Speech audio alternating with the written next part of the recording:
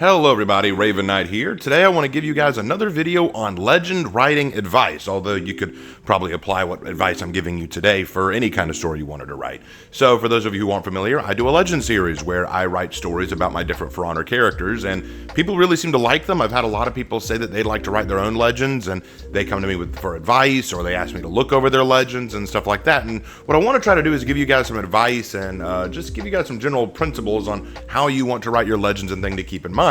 I did a video not too long ago where I wrote down the 5 things you always need to remember when writing a legend, the first things you need to start with, but I want to really hone in on one of them. The first one, in fact, you need to ask the question of what your character wants.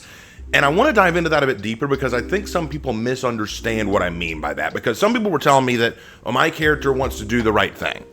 And that's not a good reason. That's not a good want that a character can have. And I had other people say like, oh, my character doesn't know what they want.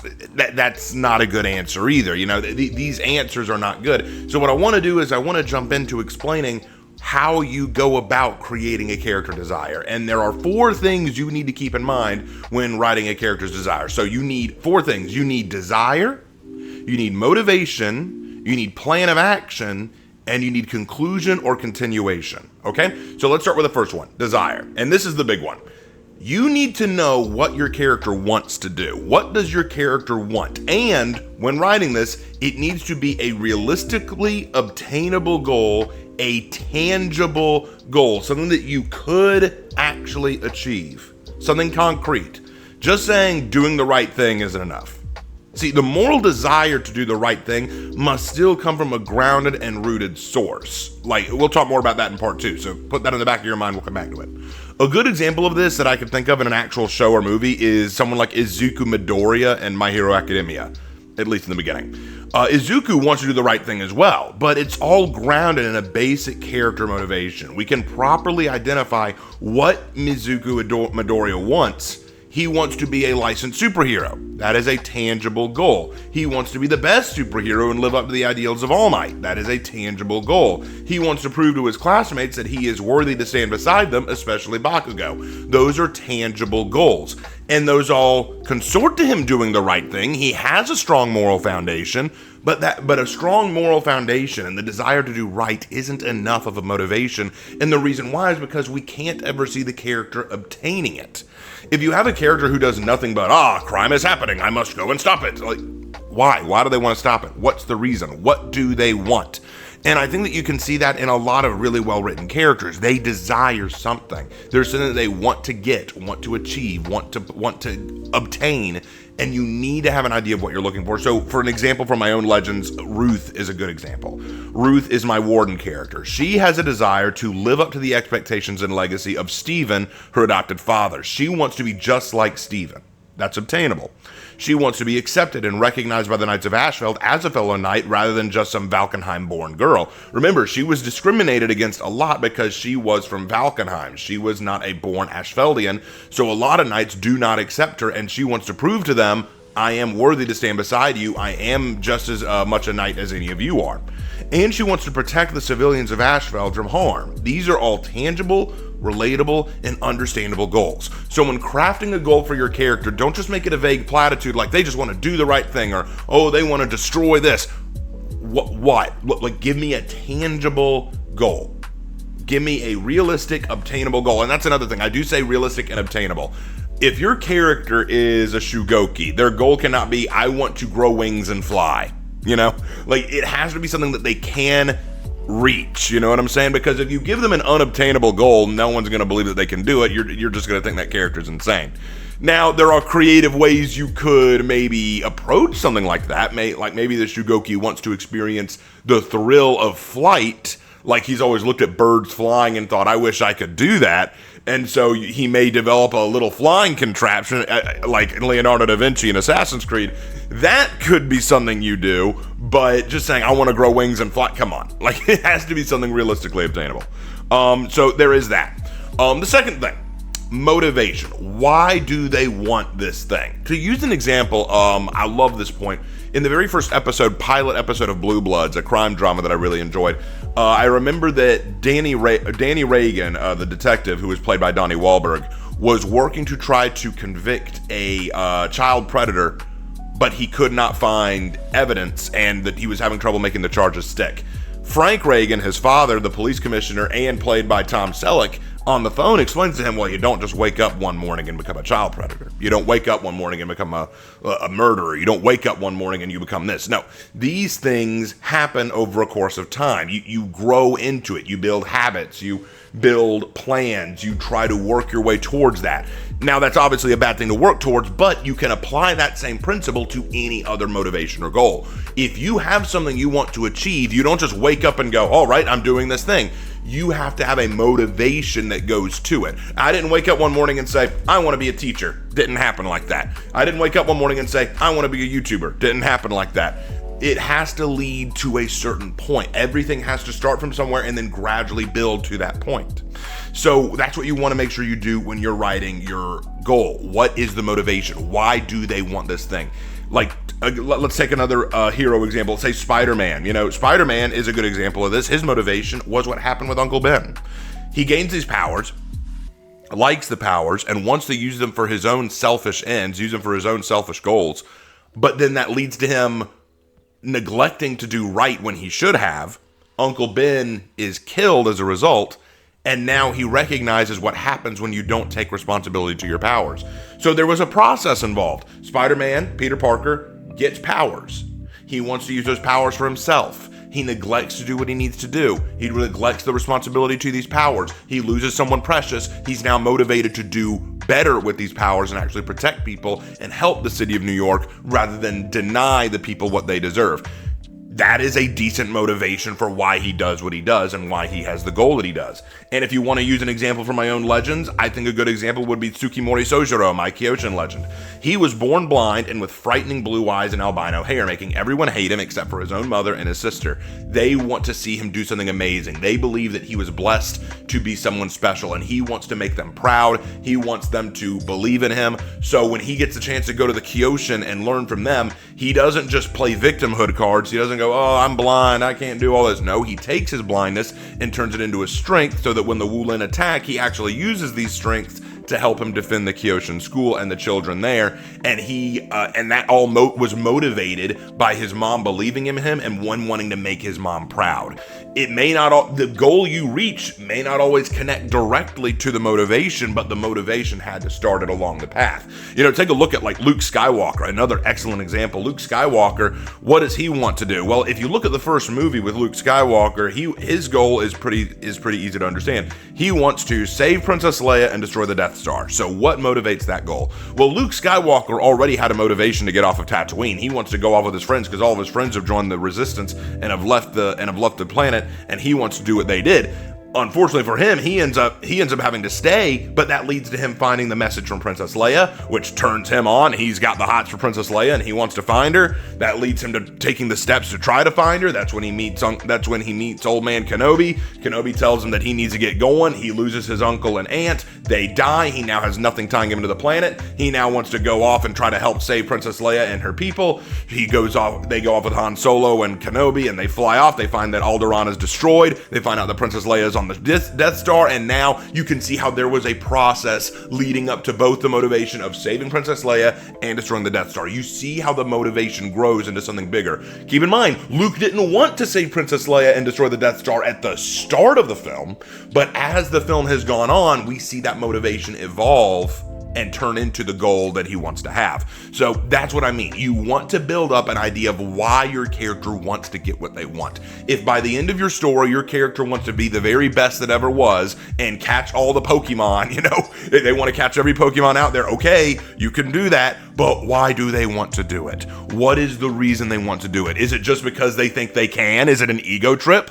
Or is it because they want to impress their mom? Or is it because they have a rival that they want to beat? You could argue that Ash Ketchum's whole rivalry with what was his name? Gary, the son of Professor Oak, or grandson of Professor Oak, whatever his name. Like, I don't remember Pokemon. It's been a long time since I watched it. My point being, he had a motivation. Okay? Got it. Okay, that was number 2. Number 3, moving on to number 3. I know I'm trying to go through these fast. I just don't want to bore you guys.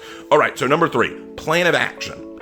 I can't tell you how annoying it is when a character has a goal, but they have no idea how to reach it and don't do anything about it. Like, I think that is unbelievably boring, and it's poor character writing. Characters who want something want to reach that thing. You want to know a sign of someone that is really pathetic? Try to think of someone in your life, and maybe you can't, but try to imagine this. Imagine someone in your life who says that they want to do this, like they want to do blank. They want to, let's say, get a new job. They want to get a new job and get out of their dead-end job. Cool, awesome, that's a good goal. What are you doing about it? Nothing. Why aren't you doing anything about it? Well, I mean, I don't know what to do. I'm just going to keep doing my job until something happens. I'm going to wait until God, sends fire down, blows up the job I have, and so that way I can go find a new job. I hate that. It's so irritating, and it's not good character. Even if a character wants something, take Jasmine. Jasmine from Aladdin wanted to see the outside of the palace, so she effing does it. She disguises herself as a peasant and climbs the wall and goes to see it. Ariel swims up to the surface world just to see the surface world and collect stuff because she wants to be a part of it. You got characters who actually want to do things. That was one of the things that really pissed me off about the Cinderella remake. I was so pissed watching that movie because this actually made me so angry. Sorry, I'm about to go on a side tangent, like rant mode, activate. So Cinderella in the live action movie, when she gets locked in the tower, when the princes and all them are coming by to, try on the glass slippers, she gets trapped in the tower. Now, if I were Cinderella, I'd be screaming from the window. I'd be beating the door down. I'd be shouting for help. I'd be saying, hey, I'm up here. She doesn't. What does she do? She decides, oh, well, at least I had a wonderful night, and dances around in her room singing. And it just so happens that the singing is what the prince heard, and that's how he knew she was up there. I'm like, In the original animated movie, she's beating on the door. She's screaming for help. She's begging her animal friends to help her get out. She wants to get out. She wants to be with the prince. She wants to achieve her goals. Meanwhile, the live action one is totally content to just stand in there and go, oh, well. God, that actually angered me. That actually pissed me off a little bit. How can you be so passive? How can you be so... Oh my God. I hate when that happens. But it's the same with writing your legend character. If your character wants revenge, or they want to become king, or they want to kill somebody, or they want to... Whatever it is they want, have them taking steps to do it. And you know what? I'll even say this. I'll grant you this. It is okay to have a character who does not know how to achieve what they want. It's okay to have a character who they want something, but they don't know how to get it, you know? Like, you could have a character, say, who was the disgraced prince or princess of a kingdom, and they're in exile, and they want to go back and achieve their throne, but they don't know how to do it. What steps do you take to do that? They may not know, but two things. Number one, just because they do not know how does not mean you don't know how. You are the author. At the end of the day, you're the one who decides how they do this. So even if your character doesn't know, you need to start coming up with plans on how they do it. And number two, and this is probably the more important one. Number two, even if they don't know how to achieve their goal, that does not mean they are idle in achieving their goal. You want to know what's boring? A character who wants something but doesn't do anything about it.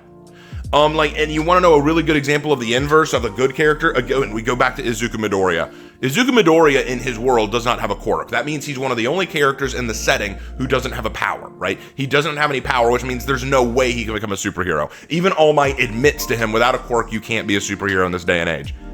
Straight up. That's just what it is. But does that mean that he doesn't do anything? No. Izuku Midoriya has notebooks upon notebooks of notes that he's written about heroes. He studies heroes. He learns about them. He takes notes on their powers, their style, their stats. He wants to learn everything about them so he can apply what he learns to them to being a hero. Even though he doesn't know how he can overcome his quirklessness, even though he doesn't know how he can become a superhero, he still is taking steps to become a superhero anyway. So my point stands. Even if your character does not know how they're going to become a hero, that does not mean they need to be idle about it. And of course I say hero, but I mean in any kind of goal or motivation. Even if they don't know how they're going to get it, they need to have a plan on they need to have some kind of plan of action, some kind of direction. They need to be active. And it could even be, you want to make it really interesting, it could even be the wrong course of action. You could have a very tragic character who wants something and they go about it in the wrong way. I've been talking a lot about Warhammer 40,000 a lot, and we've been talking about a lot of characters in that, and I would argue that a great character who wanted to do the right thing, who had a goal but went about it in the wrong way, would be someone like Magnus the Red. You know, Magnus the Red broke through the webway to get to the Emperor to warn him about something going on. He had a goal that was very altruistic, very good, but he made the wrong choice on how to do it, burst through the webway wall, told the Emperor he did a wrong thing with the right intentions. That's why we say the road to hell is paved with good intentions. You could be trying to do all the right things, and yet you go about it in the wrong way. That could be a very interesting character that you create right there. So those are examples of what I mean by a plan of action. All right, so that's number 3. Last one, number 4. I'm sorry I've been going on forever, guys. I'm trying to make this as entertaining as possible. Number 4, and this is the last one. Will they achieve this goal in their story or not? This is the conclusion or continuation. There are some characters that you don't need a sequel for them. You know, I don't think you need a sequel for every single character. Like, for example, I think one of the big problems with the Iron Man trilogy is you kind of wrapped up Tony's story in the first movie. Like, you had a very clear situation. You had a character arc for Tony Stark. You had him become a hero. You had him become more selfless. And then you closed it out with him saving the day. And then the movies after that were basically rinse and repeat. They basically had Tony Stark become a dick again, and then he becomes good, and then a dick again, and then becomes good. That's one of the problems I had with the Iron Man movies. You kind of wrapped up his story in the first movie. You didn't need sequels. You just didn't need them. So when you're writing your legend or you're writing your own story, the question you need to ask is, do they achieve their goal at the end of your legend, or do they continue to seek that goal? And I think that's something you need to consider. For example, take Gaius Varus, one of my Centurion characters. People love him because he's one of the few villain characters I've written. His goal was to get revenge on his lord who betrayed him, or who he believed betrayed him. He gets that in the end. That's why people say, when are you going to write a sequel to Gaius Varus?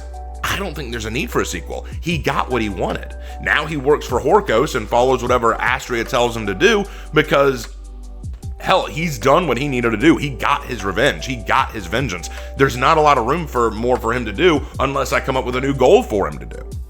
So he got the conclusion that I wanted him to get. He got his conclusion. Now, other characters may have a continuation. They may not have achieved their goals yet. They may still have things that they want to do.